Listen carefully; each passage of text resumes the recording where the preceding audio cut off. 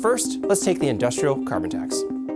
The farmer that has to pay the industrial carbon tax on his new equipment or on the fertilizer he buys has to pass those costs on to Canadians, and food prices go up as a result.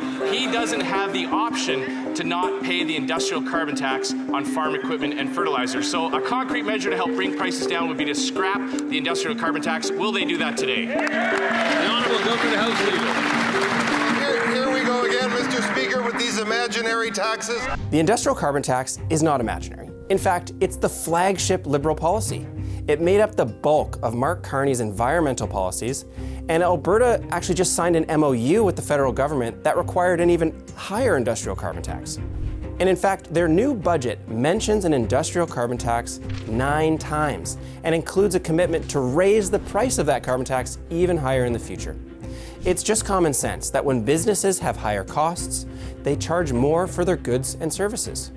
In fact, Dalhousie professor Sylvain Charlebois, commonly known as the food professor, said it this way, quote, "While the consumer no longer sees a direct carbon tax, industries still absorb these costs and pass them along through higher prices, which effectively amounts to a hidden tax."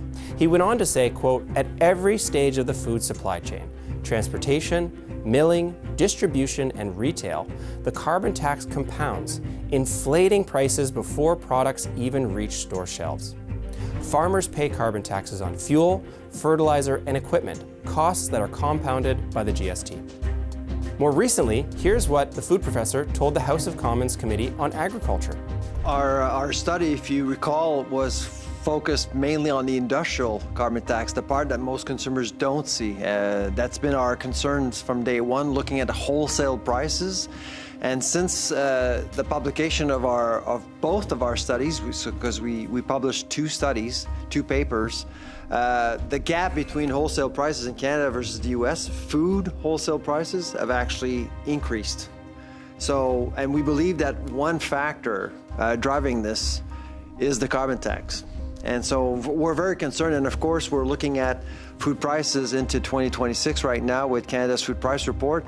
And again, we don't, at this point, we feel that we actually may provide Canadians with some bad news for 2026, but we are expecting food inflation to continue to be a problem. That's not imaginary. That means that your grocery bill is higher because of the Liberals' industrial carbon tax.